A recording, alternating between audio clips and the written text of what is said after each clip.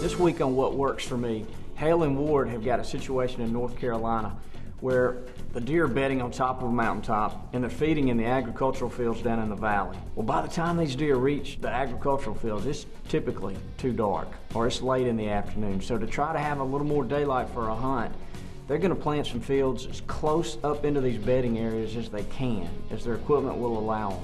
And this is a strategy by taking the food plot, whether it's a small food plot, a micro plot, or a larger plot, taking it closer to the bedding area is going to allow them to have a hunt earlier in the afternoon. When we're hunting the mountains of Virginia and North Carolina, we have to be a little more crafty as far as where we place our tree stands to intercept bucks between bed and food. Here in the mountains, the deer bed 3/4 of the way up the mountain. Usually they hit their feet just before dark and they stage. It could be an acorn flat and they're there for 10-15 minutes. They then drop off at nightfall into our food plots and then finally their destination food plots, which could be clover or alfalfa. We have our destination plots, we have our plots down at the base of the mountain, and we put them up tight to the base of the mountain. But we also put little satellite plots at the end of the finger ridges coming down off the main ridges of the mountain. We're at a satellite food plot here, and we actually hunt about 200 yards up into the mountain. We placed this food plot here because they never come here before dark. We catch them at the staging areas.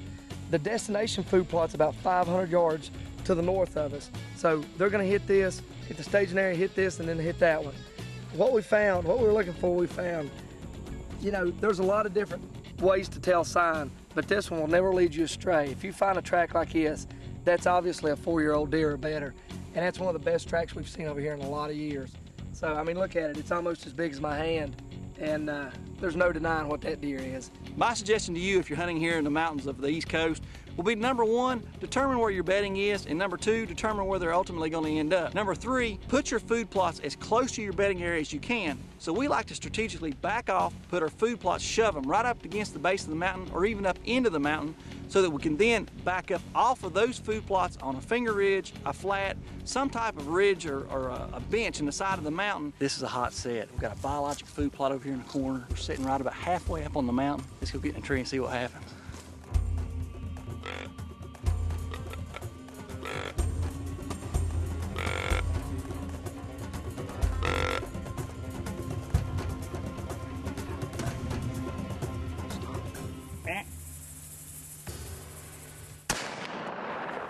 Intercept those mature deer before they ever get to even our food plots.